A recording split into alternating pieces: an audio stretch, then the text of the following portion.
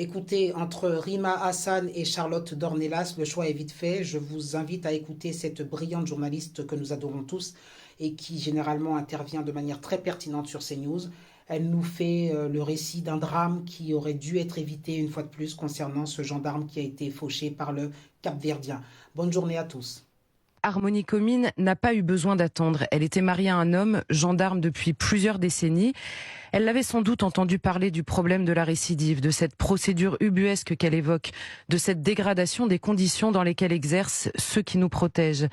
Elle a tout de suite su, parce qu'elle a reconnu dans sa chair cette douleur qu'ont vécue tant de familles que son mari accompagnait et dont il devait lui parler. L'enquête établira évidemment le degré de culpabilité de celui qui a mortellement percuté son mari. En attendant, la colère de cette veuve est plus vaste. Elle s'adresse à la France en effet, et elle évoque une date précise, 1981.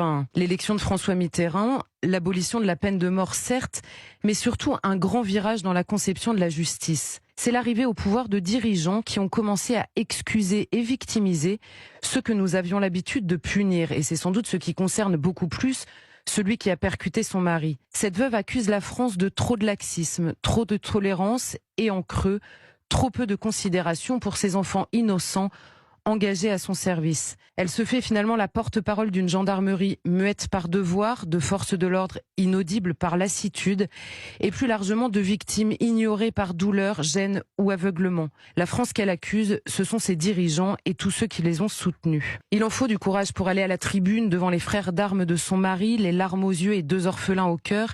Elle exprime une colère digne, qui ne détruit rien, qui ne menace personne, qui impose en réalité le silence à ceux qu'elle désigne. Son mari est tout juste mort, l'enquête commence seulement. Mais Harmonie Comines fait déjà un constat. L'homme qui a tué est un multirécidiviste. Elle interroge donc le politique. Elle réclame des comptes sur des décisions qui, à force de s'accumuler, laissent dans la nature des délinquants chevronnés que son mari et ses collègues n'en peuvent plus d'interpeller.